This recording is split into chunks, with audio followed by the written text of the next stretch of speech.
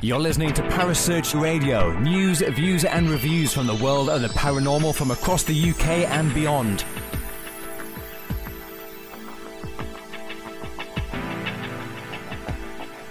Find us on Facebook, Twitter and the World Wide Web. Parasearch UK Radio.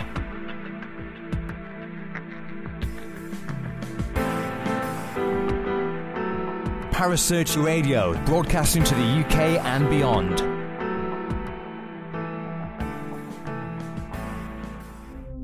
The views and opinions expressed by presenters and guests are their own and do not necessarily reflect the official policy or position of Parasearch Radio or its affiliates and sponsors.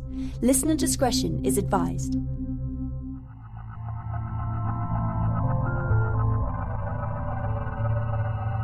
Welcome to Haunted Histories with your host Penny G. Morgan, right here on Parasearch Radio.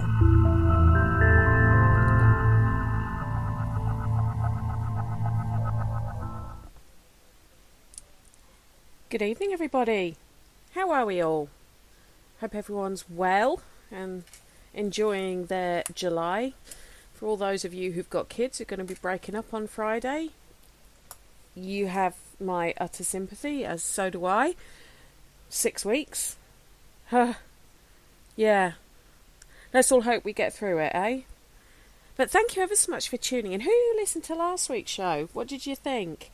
I know probably, well, judging by the people who were chatting in the chat room, like not very many, it was a bit quiet, shall we say, because I think there was like some football game on or something like that. I don't know. But to those of you who did come along and have listened to it subsequently, thank you ever so much, and do let me know what you thought.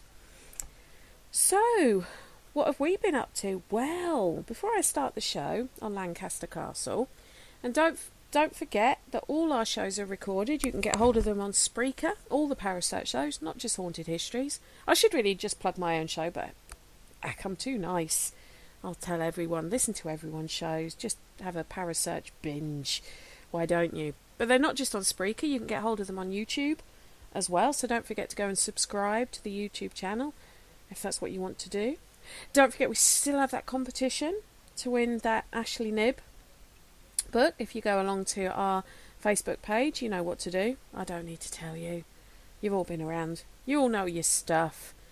But what have I been up to? Well, I was lucky enough to investigate Drakelow Tunnels near Kinvan, that's near Kidderminster, on Friday with the gorgeous guys. Hi, Kaz! The gorgeous guys from Dust Till Dawn events. Jess and Nathan Gladwin's group. Well, Jess unfortunately couldn't be there. But, hi Mark, you made it! Yay! So Jess couldn't actually be there, but I was in the... Hi Ness! I was in the very, very capable hands of Craig, Kay, Andy and Rob, who were absolutely awesome, and despite there being, let's say, a few administrative difficulties, they dealt with them with aplomb. So, yeah, it was a good night, and yeah, quite a few bits to see, which, if you haven't been to Drakelow, definitely put it on your paranormal wish list. It's a really, really interesting place. And if you have been, don't worry about going back again, because I saw more this time than I saw when I went sort of 2-3 years ago. But I'll be going back again. I want to do one of the sleepovers there. I am that nuts. The only thing I will say is if you ever do Drakelow, no matter what time of year it is, because it was about 30 degrees outside when I got there, put your thermals on. The place is ruddy freezing. I actually came out at 3 o'clock in the morning and put the heating on in my car as I went back to the hotel to try and warm up, and I had layers on. I mean, this ain't my first rodeo, but it's an amazing place. And say Dust Till Dawn events, great bunch of guys, and say the four of them dealt with a bit of an administrative hiccup on the part of the Drakelow bookers very, very well, and didn't really affect our enjoyment of the evening one iota. So, where are we going tonight? Well, tonight we're going up north, And I did have the girls, my two guests, the spooky sisters, Jeanette and Pamela Wally. I did actually have them in hysterics with my accent, because I'm kind of, my parents are northerners, I'm a southerner, so I pronounce it Lancaster Castle. You know, best of both worlds. But before I keep rambling on about not a lot, unless anyone wants to say anything in the chat room, I'm going to start playing the interview for you. Enjoy. Okay, right, tonight, and it's like I'm trying to deal with two naughty schoolgirls here with these two. Sorry. Oh, it's a laugh a minute. It's a laugh a minute when I get the spooky sisters on. Hello, Jeanette. Hello, Pamela. How are we doing? Hello. Fine, thank you. Good. Yeah, we've kind of been chatting to sort of set the tone of the show and talking about various other things. But when I don't know if you remember when we spoke to the spookies last time, it was about the amazing Pavelia Island, and we kept in touch after that show, didn't we, ladies? And we sort of said, well, we'd love to talk about, and the place that came out top of the list was Lancaster Castle. Now, the girls are from that part of the world anyway, so they know it well, and they don't actually call it Lancaster Castle, they call it Lancaster Castle. So I'm kind of 50% of the way there to talk like a local. But they visited it quite a few times. It'd probably be fair to say it's one of your favourite places. Yes, it really is. Yeah. Yeah. Drawn to the place. Yeah, we have a real affinity with the place, really, and we just keep getting drawn back. Daytime, nighttime. Yeah. Yeah, it's one of those. It's weird when you find a place like that, isn't it? That you just feel it's almost like it's a magnet drawing you in every time. Yeah. It is. You can walk past it and just want to go in there. It's one of those places. You know, we visited it when we were children and went at school trips there and all the rest of it. So we've always loved it. But as we got older, and as Pamela lives up that way now as well, we just have more and more of a draw to it. It really is one of them places. It welcomes us. Yeah.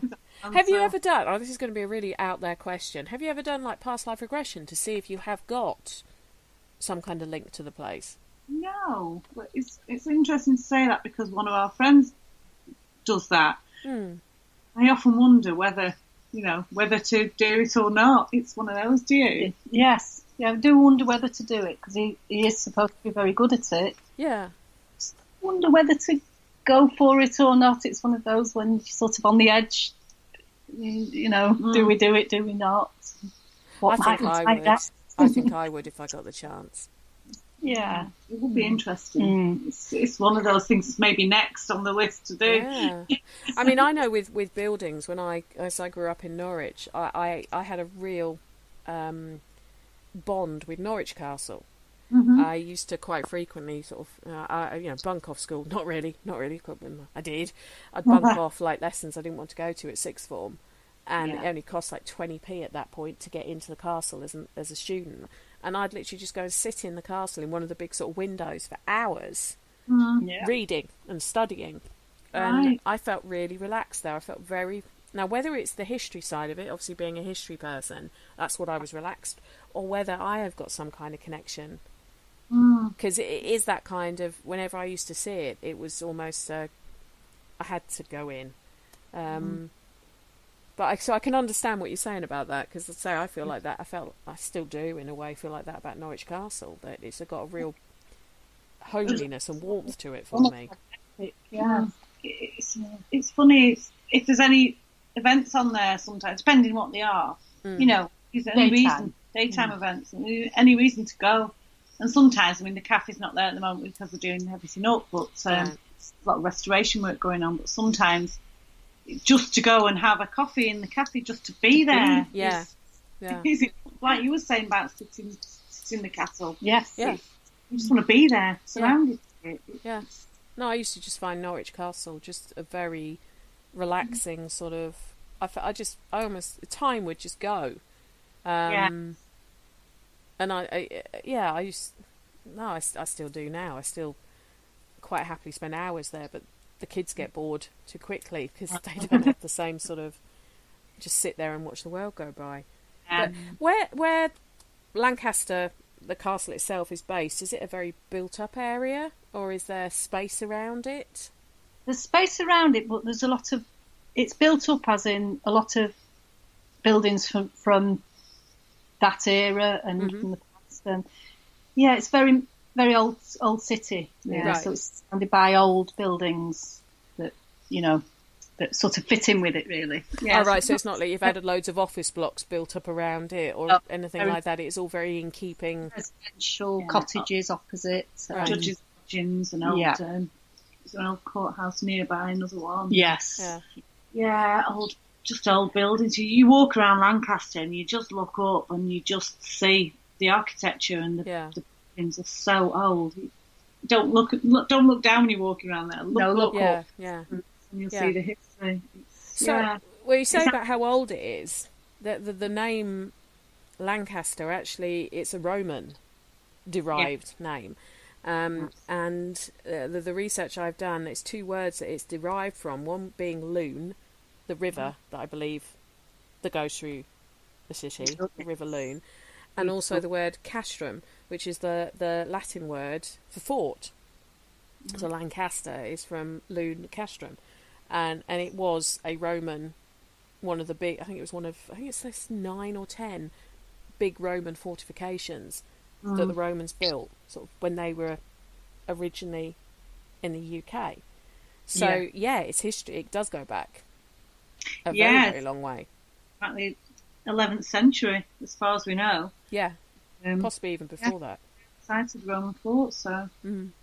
Because the site of the castle is actually what was the original Roman fort, and I believe they used some of the original sort of foundations and bricks to build. I think it was Hadrian's tower after the Roman Emperor Hadrian, although most people would know that more as Hadrian's Wall across the north. But Lancaster as a place has got a very, very old sort of history when you start going back through the record books, although unfortunately none of the original Roman fort is still there.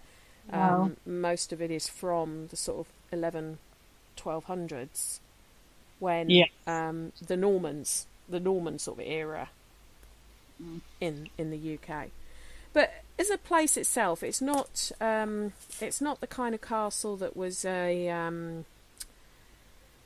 how do we put this? Almost like a residency. Norwich Castle, for example, was, even though it did have dungeons and people were hung there, it was more of a residency. It's where people lived, and Lancaster has got a bit more of a darker sort of association to it. I mean, the words like treachery, murder, intrigue, horror, all those kind of things, I think probably fit quite nicely with that place. Now, when you go in it, does it have that kind of feel to it? Does it feel like you're on the edge of something? I would say no, not at first. I would say it's just a welcoming feel when you first go into it. Maybe that's because we have this affinity with it, I don't know. I would say it's a welcoming feel, but it depends whereabouts you go, because there can be feelings in different places. Okay. And on in the Well Tower, for instance, it's a very sad feeling, very, very emotional and sad feeling down there, like a feeling of hopelessness, really. Very much so. Yeah. Now, did you know the history of the Well Tower before you started to pick up on those feelings? Kind of, yeah. Okay. We knew about the witches, and the witches have been down there and everything, but I never expected to feel the strength of the feelings that we did have down there. I mean, you can go down and say, someone could go down and say, oh, yeah, it's quite sad what happened down here, but we felt almost like crying at some point in there. It was kind of overwhelms you a bit. And you feel presence there, like you are surrounded, but not with any bad intent. It's just like you feel like you're surrounded. We've also been down there other times and not felt anything. So although we know the history of it and what happened down there, we never go into anywhere with any preconceived ideas. Anything like that. We really do just go off our feelings, and we've had different feelings down there, but they've always been sad or emotional or nothing at all. Well, for anyone who doesn't realise, the history of the Well Tower is actually the Pendle Witches, which I know I did a show on with Simon Entwistle last year sometime.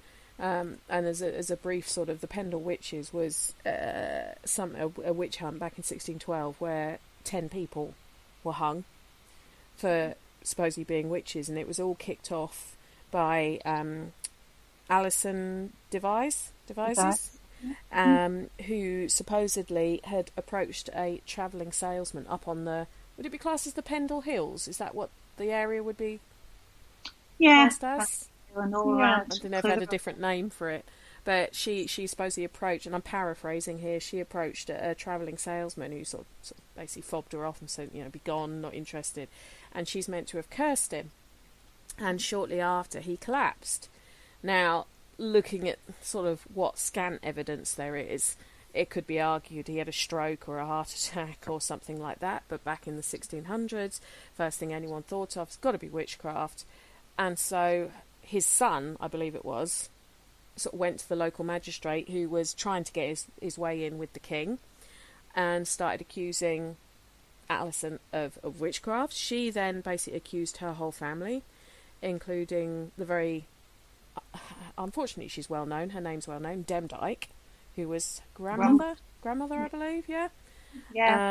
And the whole family, plus the neighbours, the Chattocks, and various other people were drawn into this sort of, not being ironic here, witch hunt.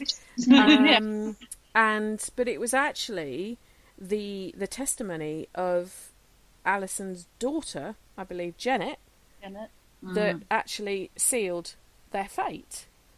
And it was actually James I in 1603 when he wrote, who was a big sort of King James I, I should say.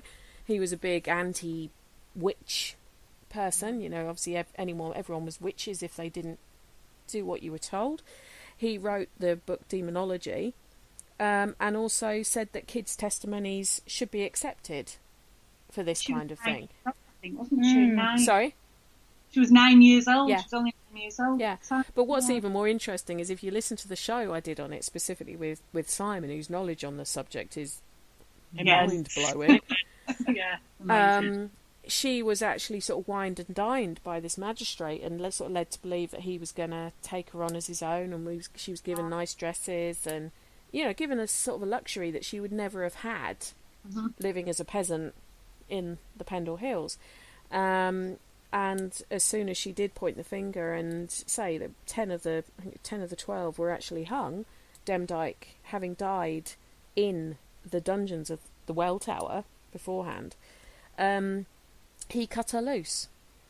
And so she was left with nothing. A little girl who ended up as an orphan because she'd orchestrated her entire family to be hung for witchcraft. Because she was kind of coerced into it, really, wasn't she? Just a bit. She was bribed into it. Exactly.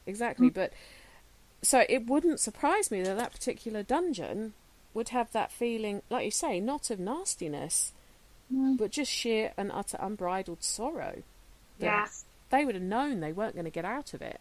Yeah, hopelessness. It was. Yeah. Sort of, and that's the other thing as well. Acceptance. Kind of acceptance, hopelessness, but knowing they weren't going to get out and kind of having no choice but to accept it, really. Well, I think most people knew if you were accused of witchcraft and you were put in a dungeon to be tried, you weren't getting out of it. No. You were dead. Given that Demdike was around 80 years old, wasn't she? Which is amazing for the 1600s. Yeah, not the ideal environment to be in, a cold, damp, and it's bitterly. So what is it like down there? What's this dungeon like? Describe it. So it's sort of an arch shape, just all stone, just literally all stone. No windows. So no natural light at all. No natural light whatsoever. No. Is it damp? Is it cold? It's damp. It's cold in winter, obviously. Yeah, very cold. Very cold. Very damp. Water on the walls type of thing. It's just as you'd expect a dungeon to be, really. Very steep steps down. Steep steps. And you say you've picked up down there this feeling of like like hopelessness and sorrow. Yeah. And have you actually picked up any sort of evidence, any sort of, and picked up anything in equipment or? Yeah, we've not tended to use equipment so much down there because we do like to use our senses a lot more these days. But we had, did we put a trigger object down there? We put a trigger of paper. Mm-hmm. And we just left it there, and there was 4 of us that sort of teamed up together, and it was on the first investigation time we went there. Yeah. And we left this trigger object on the piece of paper, and off we went. And when we went back down there, we got this sadness feeling, and we kind of, the 4 of us were just standing there saying, "We're really sorry, we can't do anything to help you." Mm-hmm. And the paper just lifted up. Really? There was no breath of wind, and we all weren't sure. We'd all seen it, but we all sort of looked at each other as if to say, "Did I imagine that? Did you see it?" kind of thing. It almost curled up the corner, almost curled right over, and then went back down. And so it was okay. I know you can do nothing, but I know you've acknowledged me. Yeah. It was that kind That's of. what it felt like. Yeah. So, the other 2 ladies we were with were very sensitive to it as well. And we all deduced that, it was kind of an acceptance, like, well, thank you for acknowledging me. That's what it felt like. But we'd all seen it like, did you see anything then? There's nobody wanting to say it, in case you'd imagined it. We'd all seen it. And there was no breeze, no wind. None of us had moved. It was just so strange. It was kind of nice in a way, but on the other hand, it felt so sad because you felt sad that you're kind of stuck there. That's what you feel like. They're kind of stuck there and you can't help them. Yes, well, I hope they know now, though, that everyone now knows that they were treated apparently, and that the fact sometimes when they're acknowledged, sometimes that can set them free. I don't know how true it is. That's what we've heard. Pamela's about the ovulus. Yes, we did have an ovulus down there. Another time. Yes, which we got nothing off, really, apart from mama.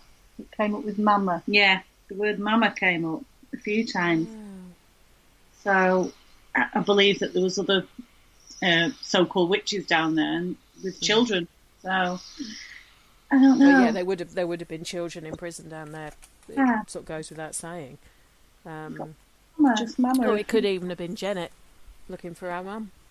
Yeah, it could have been. Sorry about what she's done, and I don't know. Oh, it's so tragic. Such a tragic story. But jumping back a few hundred years to King John, who was one of the ones who kind of was responsible for a lot of the developments. He spent something in the region of what would be now over £1 million developing the castle out from what it had been before he sort of he became the Duchy of Lancaster and then became king subsequently.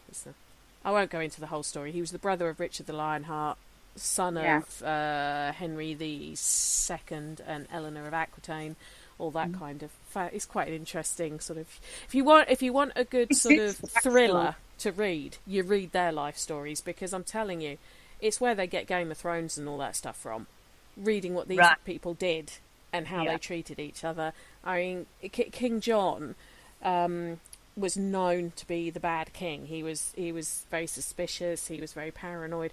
He also was never expected to be a king because he was, I think, the 4th son of Henry's, and the youngest, I think. And he was actually always his nickname. And I've got to read where I wrote this because I can't remember. I think it was something like Lacklands, because he was never going to own any property or land because there was no chance he was ever going to do anything special. And it was actually his brother, Richard the Lionheart, who gifted him the Duchy of Lancaster to try and appease him, sort of make him feel like he was worth something. Yes. John, being a bit of an arsehole, decided to use it as a way to take over the whole kingdom, so to speak. And he actually was allowed, I think it was in German, I think it was one of the German sort of divisions, took his brother Richard and imprisoned him, and that gave John the impetus to take over. But he wasn't a very nice man. He had issues. Yeah, I mean, he decided that one of the people he imprisoned in Lancaster, and so this will give you another one of the feelings why the place, sometimes the dungeons down there can feel a bit desperate. He decided that he wanted to punish this baron for going against him, so he imprisoned the baron's wife and son in the dungeons at Lancaster to starve them to death. And when they finally opened the doors, the rumour is that the mother was found trying to eat her dead son's face. Oh, wow. And he enjoyed all of that sort of thing. He enjoyed doing that to people. I mean, he had no scruples when it came to women. He even though it was well known for monarchs in that era to have mistresses and everything else, it was normally an accepted fact they wouldn't actually be already married. Oh no, he had quite a few illegitimate children with wives of other noblemen. He had no boundaries. In fact, one of the biggest examples is when he decided that he wanted to marry this 12-year-old girl, who Isabella of Angoulême, who was actually betrothed to somebody else who was quite senior, I think, in the French royal courts. She was something like 12 or 13 when he married her, and he was 34. It just kind of makes you feel a bit sick.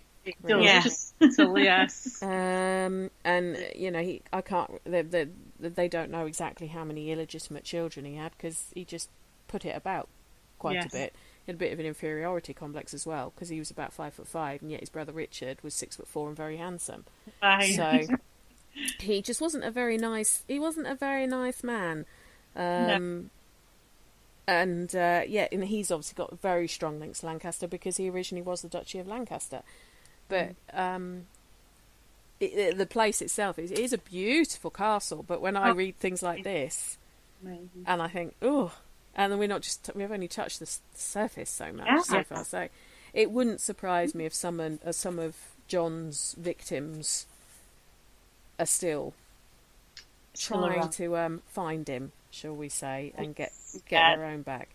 I mean, John, the most famous thing John probably did was he was responsible for the Magna Carta.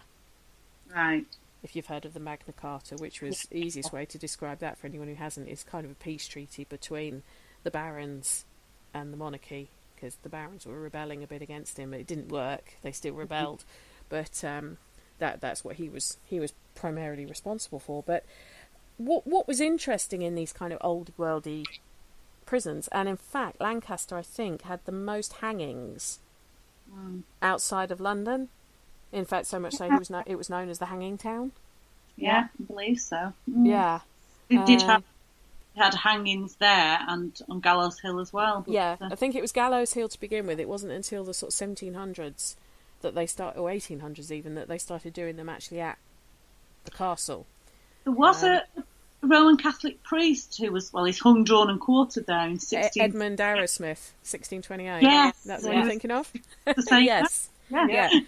I mean, that's one of the interesting things about some of the spirits that I think must sort of still be there, is a lot of them weren't what we'd call hardened criminals. Maybe not until the actual prison, which we're going to talk about, the actual Her Majesty's prison that opened subsequently, but in the 1800s. But no, a lot of them were just people who were either dissenters of some sort. So you've got the witches.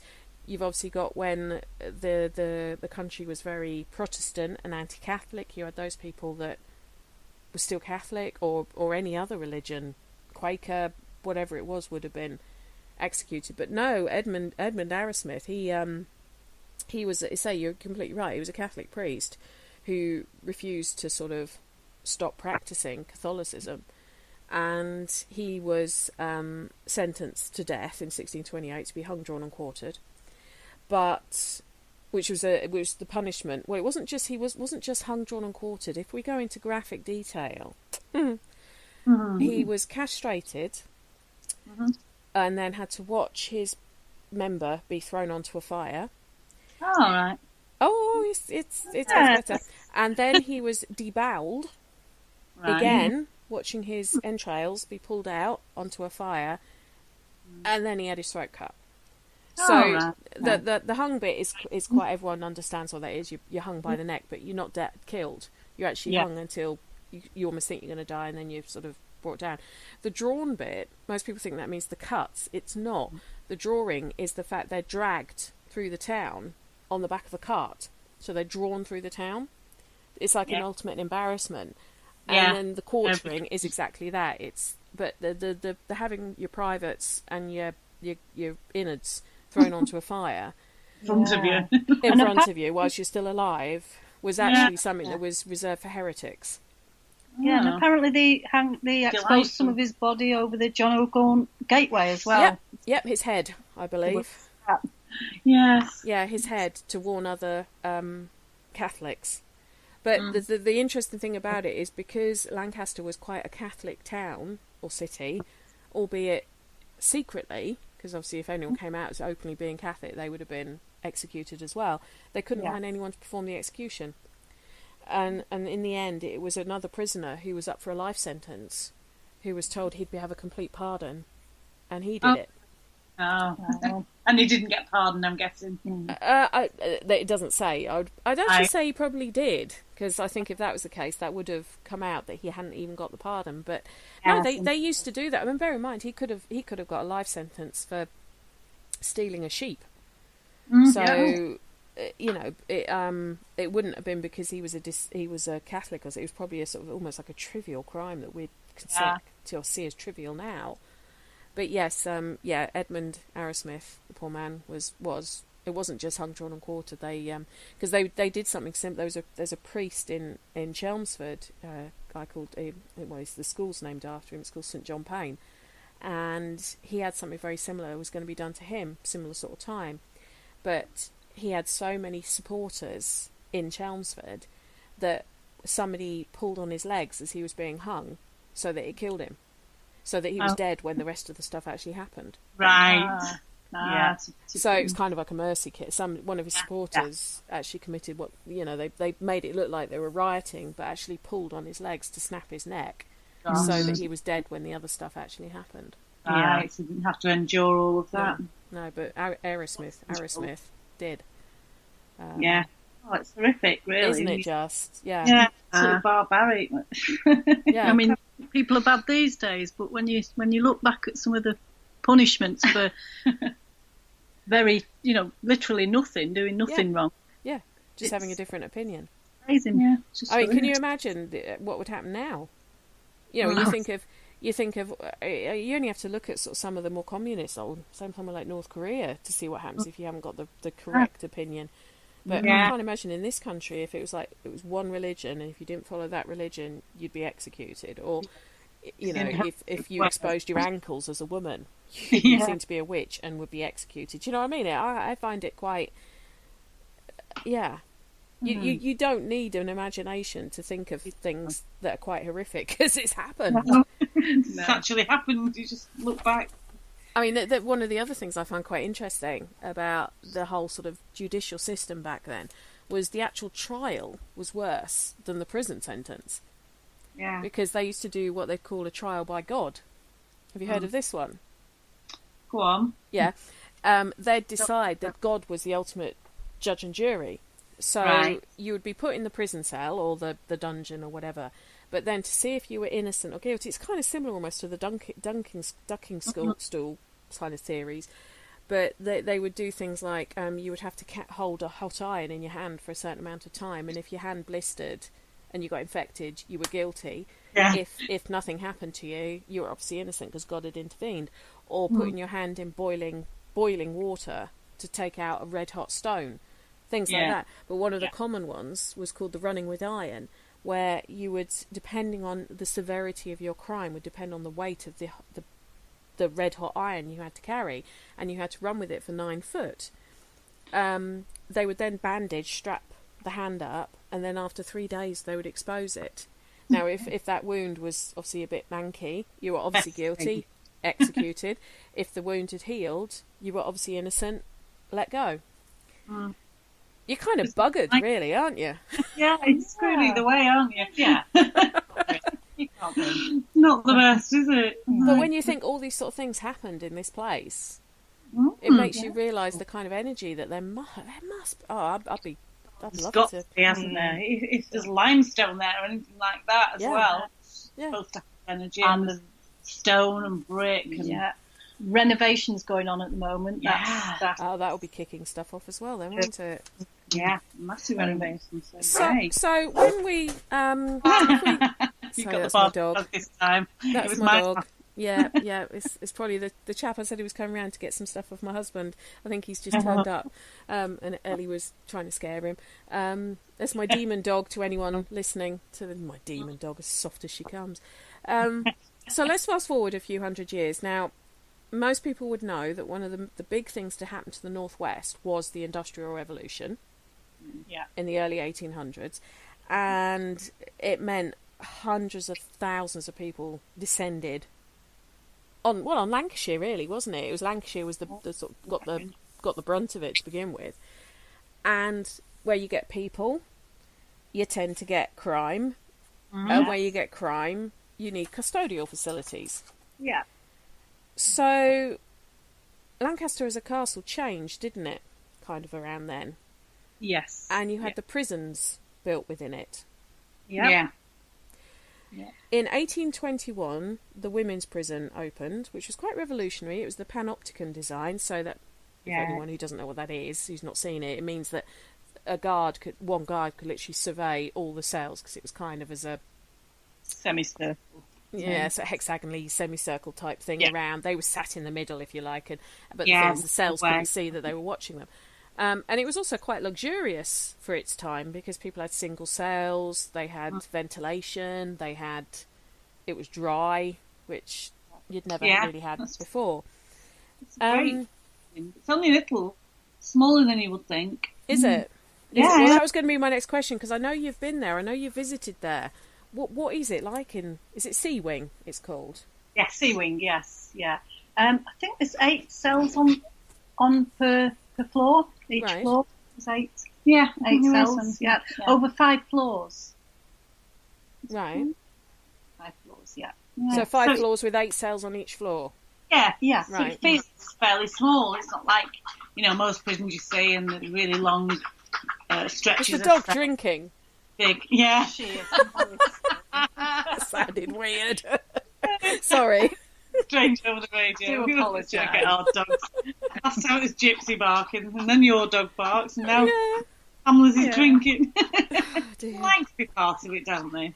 She'd have been hung and quartered for that. Yeah, she would.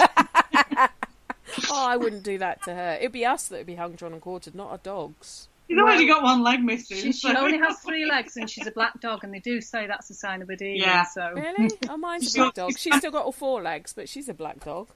Oh, there you go. She's my familiar. Yeah. Right. So let's go back to the ladies. The ladies' wing is Sea Wing. It's got 5 floors, 8 cells on each floor. Yes. Right. Yeah. Okay. And just stairs going up the middle. Yeah. Okay. It's warm, isn't it? It is warm. It is warm. It's quite cosy, really. Yeah. If you have to be in prison. Yeah. Is it a scary place, or is it quite a weirdly relaxing?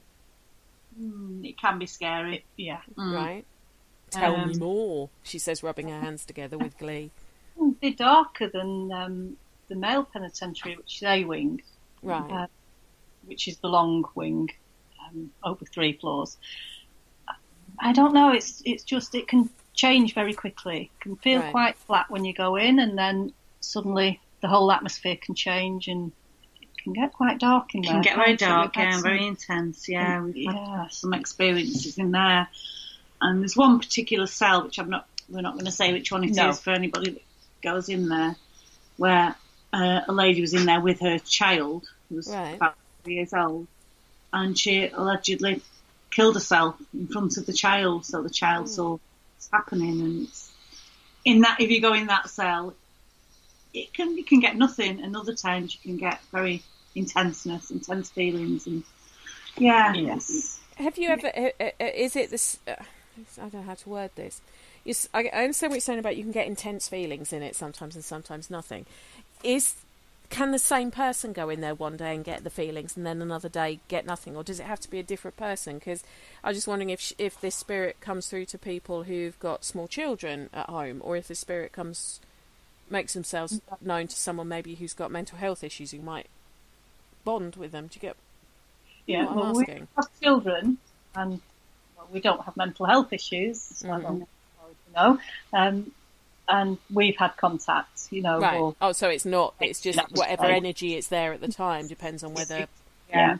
And we didn't know anything about this the first time we had energy in there. We didn't know that had happened in that particular cell until after we came out and the security guard told us the tale behind it. So there was no preconceived ideas in that place at all before we went in. We knew nothing about Seawing, really, did we? No, nothing at all, really. Second time we didn't know about that. No. So that was very interesting because, we hadn't known. So how did you find out about this woman had killed herself in front of her child? that was in the records or something, or apparently it's in the records. Yeah, and he's gone back in the records because with working there and everything, obviously they're interested in the history and all the rest of it. So he told us about that. Okay. I'm not sure where you would find that. Because sometimes when you look on the history of the castle, it's very hard to find it on Google. Yeah, it is.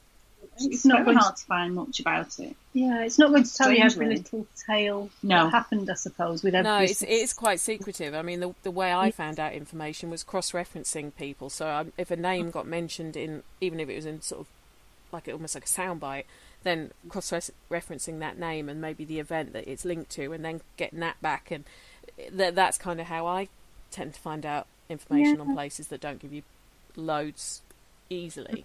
Kind of like putting a jigsaw puzzle together. But I would have thought they must have had, I mean, bear in mind that must have been after the 1800s, there would have been incident report books. So I'm sure there must be like some kind of incident report book that they probably have in the archives. Yes. That would list that kind of thing. They'd be fascinating to look at. We've had no names or anything like that. We didn't get given any names, but we've had twice when we've done events there ourselves. We've had two different guests kind of channeled, and we've seen it happen in front of us, where they've been channeled very intensely as well. Yeah. One seemingly by a child, which we could think was maybe that child, and a lady this was outside the cell in the main part. The lady on another occasion was actually in the cell, and she knew nothing about any of that history either, anything that happened there, and she got channeled quite intensely. Yeah. Right. Something that wasn't keen on going away from her at the time. Had to work really hard to free her of it, kind of thing, make it step away, make her, or I presume it's her because it's a women's prison, make her step away from this lady. And we had to work extra hard to do that. So was she attaching herself to this woman because she felt? Do you think she felt comfortable? In your opinion, obviously this is your opinion, that she felt comfortable with her, or was she just so longing to tell her why she did what she did, and she thought she would understand? Yeah, the lady that got channeled was quite a gentle soul. Yes, she was quite very pleasant person. She had a gentle aura about her, really. I felt comfortable with her. Yes, I think so. Yeah. Wow. To make a presence. I mean, you can get people. Another dog's drinking now. It is, yeah. She was. She went. I was holding her hand at the time. She went ice cold. A cold, just goes right through you. Yeah. And I was holding. We were working hard to get the spirit to leave her. Suddenly there was almost a jolt of electricity came from her hand. Really, really strong jolt, and then she went really relaxed afterwards. But the jolt that I felt, I've never felt such a jolt before. It's really, really strong. Like leaving her almost. It is weird, isn't it, when that sort of thing happens? Yeah, it's an intense feeling. It's one of the strongest ones we've had, really, anywhere, really. But does this lady with the child, the one who killed herself, does she give off? Does she give off almost like a sad? Do you feel sad when you feel her, or child? Yeah, we did. The lady that got channeled by the child has worked with children a lot, in her career and everything, and she got very emotional. And we'd never seen her like that. No. And she was crying and crying and crying, not sobbing, just tears streaming down her face when this was happening. and it's not a reaction you'd expect to see from her, because we know her very well. She's actually our older sister, so she's another Oh, sister. is it? Oh, right, okay. The power of three. So the power of three, so we know her very well. And Blue, and you're the Halliwell sisters, really, aren't you? yeah. That's She it. actually lives in the village of Eam. Yeah. I remember, because we're going to sort out a girls' trip to go and visit, aren't we, at some point? Yeah, that's true. So she's the one that... The second channeling that wasn't so good, was it? No, but no, I'm not sure. It's hard to tell. It didn't feel like a child. No. It felt like Very an strong, adult. though. Very, very strong. Mm. And this is still in the women's part? This was this. Yeah. Yes. In that cell where that's supposed to have happened. Right. Yeah, so the child felt like she was looking for a mum, kind of thing. Had that kind of thing. And maybe she saw our sister as a mother figure. Careful how I say that. Because she had children of her own and she'd worked with children. I don't know, but it was very, very emotional. Because we know her so well. Never seen her like that, had we? Never. No. It must be quite scary as well, seeing your sister like that, isn't it? Inside, internally it can be. But externally, when you're running an event and people are relying on you, you just stay calm and you just... Yeah. You know do that it. you can do it. You know that you can work hard and... Strange to see, because our mum was on the event as well, and she saw it as well, and she was like, "Oh, seeing a daughter like that kind of thing." Strange feeling. We know our sister enough to know that she's not going to be. She was shaken up by it, but no, it's not. It wasn't her first rodeo, so to speak. No. But it was a time with something like that happening, so it did shake her up quite a bit. First time with something intense as that, but she's been a tour guide at Chingle Hall. So she's been, in amongst it as well. But this first had an experience quite like that. Wow. So that was very interesting. We didn't want people to think that it was a setup because she was fancy or anything like that. But the way it happened, if anyone was there, you could tell it was nothing like that, really. Well, you'd hope so anyway. If she could turn the tears on that easily without any kind of chemical intervention, she'd be getting an Oscar anyway. Yes. Streaming down her face. Yeah. Absolutely streaming down. And an over-emotional person like she's that. Not. She's quite a strong person. She would get an Oscar if she could do it like that. Right, one sec. Right, so, that must have been, I think, seeing your family member get affected. Like you say, you're professionals, you've done it before, it's not your first rodeo, as I put it. But I still get concerned when I see, I saw some when I was doing the Ouija board at Drakelow. The spirit, he's a nasty entity, he's a nasty male entity. Well, I intimidated him, which I was quite pleased about. He called me some nasty words in my head, words that I don't use very rarely. Very, very rarely I use this word. Pardon? Can you say it? The C word. Oh, right, okay. Yeah. I don't use it very often. Firstly, because I've got 2 young kids, and that is a word I really don't want them to hear me say. But also, I have to be absolutely livid to use it. But I'd done this board, and I turned around to one of the hosts, and I said, "This doesn't sound weird, but and I used the word, someone's shouting at me in my head, the word," and he just laughed, and he went, "You don't use that word very often, do you?" And I went, "Hardly ever." And he went, "You're not the first woman to say that," when she's encountered him. Oh, God. But the other woman, she was starting to shake. She was going very pale. She looked like she was about to pass out. And I just said to them, "Get her off," because he's affecting her. Yeah. Because I was stronger and I was kind of calling him out. And we'd asked him, "Does Penny intimidate you?" And it shot straight to yes. All right. So he knew there was no point with me, but he was starting to really affect her. And although I've seen it happen before, my reaction was, get her off this board now, get her away, get her to shutting it down, because I really didn't know what it was going to happen to her. And then when I got her off the board and he was calling me that name, in my head, I knew I'd upset him by doing that. But I don't tend to. If I get affected by a spirit, it's normally because they want to tell their story, not because they want to do something you know, be a bit more maleficent. They want to talk to me. They want me to tell something for them, not to affect me in a negative way. But it's still strange when you see someone just overcome with emotion and they can't explain why they're feeling like that. And Pamela's seen me at Newsham Park. You've seen it happen to me, haven't you? Yeah.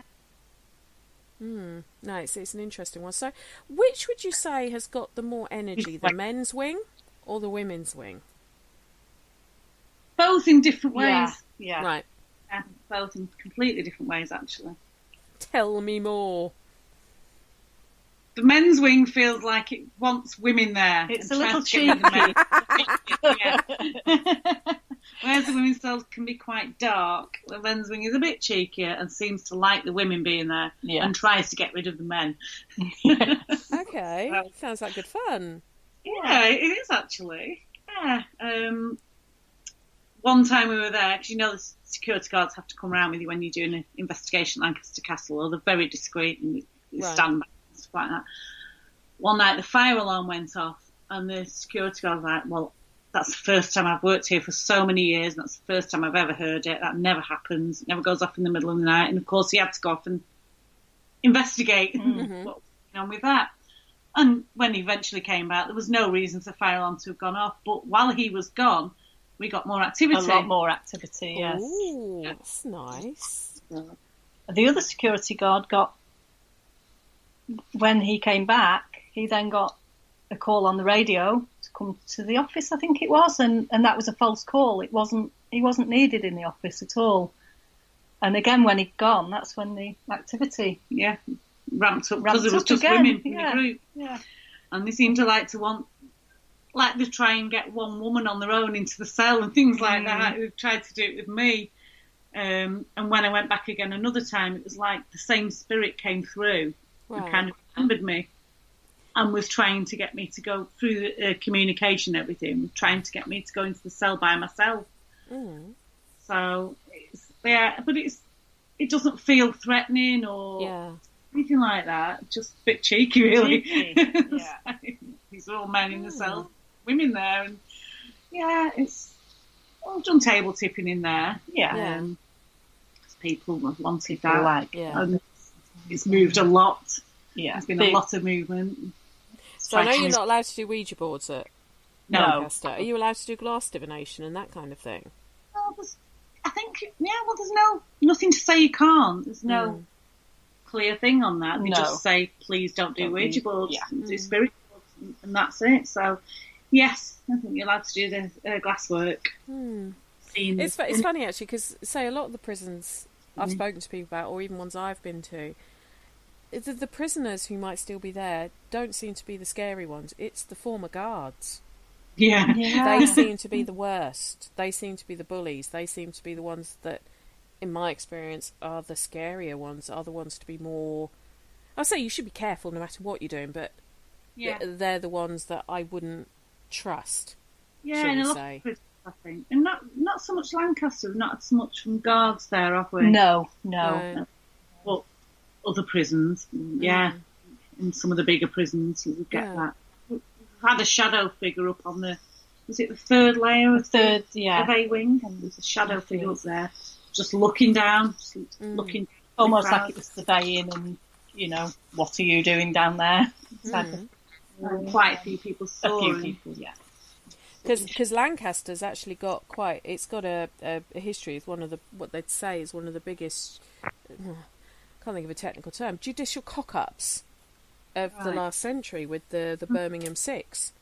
The 6 guys who were arrested for the bombing in Birmingham that was linked to the IRA back in 1974, where 21 people died and something like 180 odd were injured. And these guys were actually held at Lancaster Prison, tried at the courts that are in the castle, that are still there, I believe, aren't they? It's still an active courtroom. Courtrooms. They're beautiful buildings, though. If anyone ever gets a chance to have a look at them, it's really beautiful. But it has still got some of the traces of olden days there, because it's still got the branding iron, hasn't it, in the courtroom?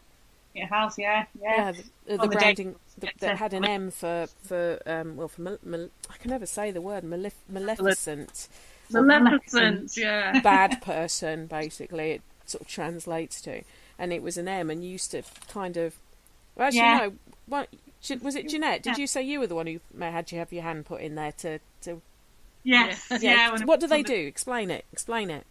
Oh, I just had to go and stand in the dock part of it, where the person would be, and they pretended they put their branding iron on me, more or less, like it was a little bit of a trail, not a big out thing, and then struck with the branding iron on my hand.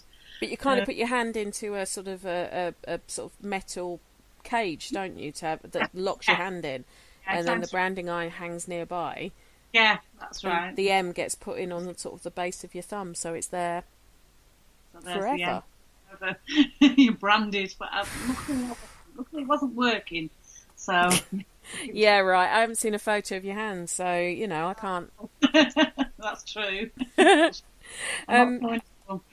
yeah, the Birmingham Six were actually their conviction was overturned in 1991 after they'd done 16 years in prison, and it was proved that the confessions, I think, from at least 4 of them were very heavily coerced, and that they'd basically had the crap kicked out of them to confess to having done these bombings. So, so Lancaster as a place, it's got some pretty sort of.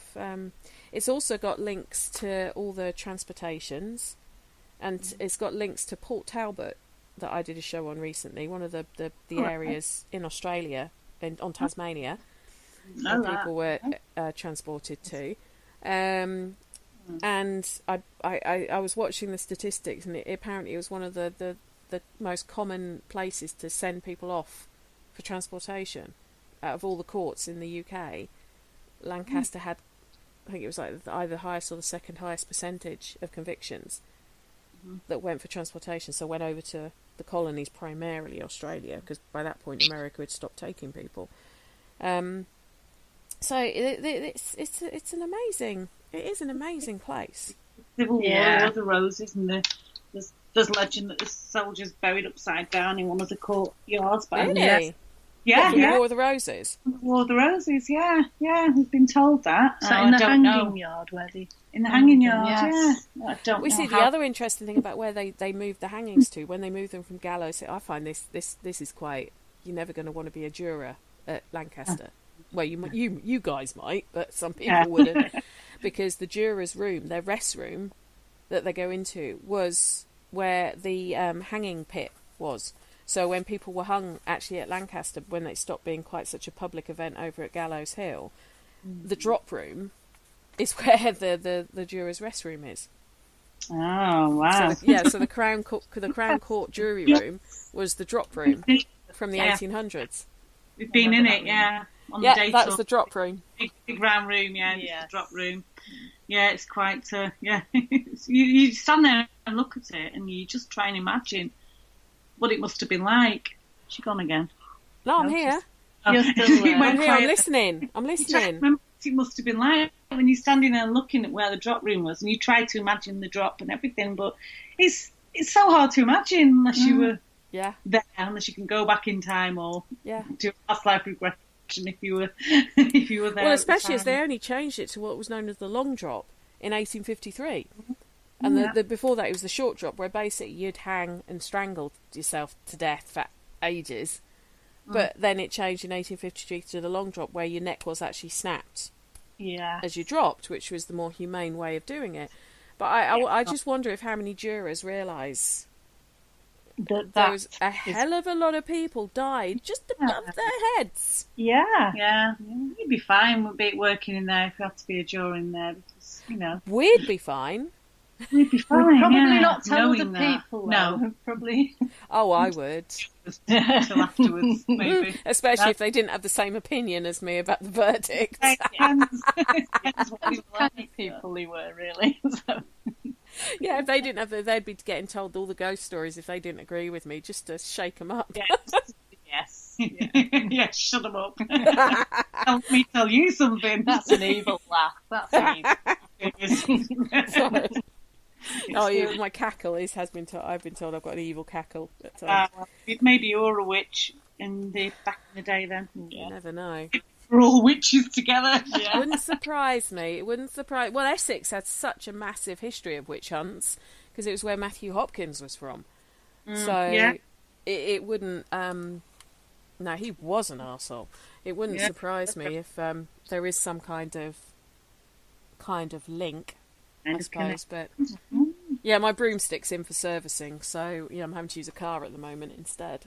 Oh, It's a bit of an bugger. inconvenience. It's a bugger.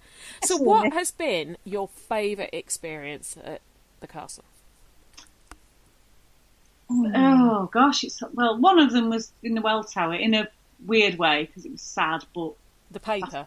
The paper we talked about at the beginning. The last time we went was with our friend Stephen, if I can plug it, Supernatural Events, was when we went with him, and we sort of worked with him and did a couple of vigils and that, and that was when we got that lady who got very heavily channeled, and for us that was quite a thing. Yeah, because it was such a strong channeling that we'd never come across one that strong before. It was interesting, that we had to deal with, because nobody's an expert. Nobody knows what's going to happen. Nope. We weren't afraid, but we were thinking we've got to control this, and we're quite pleased that we did manage to control it and brought it under control. So for us, it was for me. I don't know about you, but that's one of my favourite experiences, to know that we could help her, kind of thing. Help the lady, and about the spirit, that we could help the lady. Yeah, and also A-Wing as well. Is that one of the favourites? Yes, in general. Yeah, in general. Yeah. What, you mean the naughty prisoners wanted you on their own? Well, we come as a pair, you see. The spooky sisters come as a pair, and if they can't deal with that. And don't forget, you told me some of your stories about some of the bands you've been to see, so Yes. Oh, yes. Long may it continue as well. Well, thank you so much, ladies. What's on your? What have you got coming up? What investigations have you got coming up? We've got we're going to Anzio Army Camp. That's on my to-do list as well. Which we're very excited about, because we don't know. I've tried not to look up too much about that. We don't know a lot about it, do we? No. We're trying to go. Oh, next week before that. Yeah, we have an investigation at Greenfields Nursing Home with Scouting for Ghosts, a local Lancastrian ghost hunting team. Yeah, that's in Morecambe. And then we've got a paranormal road trip to Ireland in October, which is going to be quite exciting because we've got quite a few things lined up for that. So, where are you going to go? Where are you going to see? Ultimately, we're going to see Loftus Hall. Mm-hmm. But before that, we've got quite a bit of a route planned. Yes, maybe the Hellfire Club, possibly Lep Castle. I was going to say, you've got to go to Lep Castle if you're going to that part of the world. It's one of those where we sort of see where we try and plan it in advance, but see where we end up on the way as well. Yeah, and there's a few other places that we're kind of researching at the moment and looking at places on the way that we can just go and visit. That even just for exploration, just to explore, really, even if they're alleged to be haunted. But we're looking for mostly paranormal places. So. Yeah. Well, let's be honest, most places have probably got something paranormal going on, whether it's documented or not. Yeah, Loftus Hall is bucket list. Yeah, so. absolutely. Yeah. Obviously, Lep's bucket list for me. Yeah, very much that as well. So if you can get both in on the same weekend, that will be epic. Yeah, wonderful. Can we just say, when we were last in Lancaster Castle, we were working with Stephen Mercer, who runs Supernatural Events, and we'd just like to thank him for asking the Spooky Sisters to work with him that night. So, because that's when we had that experience. Yeah, so, and we weren't expecting to be doing any sort of a little work plug there. Sure. Well, I tell you what you're going to have to do, girls, is you'll have to get him to listen to the show, and sort of, so that he hears his name being mentioned. Yeah, there you go. Thank you. That would work. That would work. Well, thank you so much for your time again, ladies. It's always a pleasure talking to you, even if dogs barking, drinking water and everything else sort of shows it's all real. It shows we're real. Do come back again when we've got something else we can talk about. Even if we talk about your island road trip or something, maybe next year we'll find something else to talk about, because it's always a pleasure, never a chore. Yeah. But I've got to be serious again now to do my sort of closeout for the show. Oh, okay. I can do it. I'm going to mute you in a second, so you two can be doing whatever you like in my ear while I'm doing this, because, you know, I'm professional, me. So any second now you'll hear them go, there we go, they're quiet now. You can't hear them. So I can hear them. You can't hear them. Thank you ever so much for tuning in to tonight's Haunted Histories. They're really trying to talk in my ear to put me off right now. Anyway, thank you ever so much for listening to tonight's Haunted Histories on Parasearch Radio. Don't forget, we have shows on 6 nights of the week. You can catch up with any of them that you want to after the event by going to YouTube or Spreaker. But all that leaves me to say is have a good evening, sleep tight, and until next week, don't worry too much about things that go bump in the night. Thank you for listening. Don't forget to join us for more shows throughout the week. Find us on Facebook, Twitter, and the World Wide Web to keep up to date with all the shows right here on Parasearch Radio.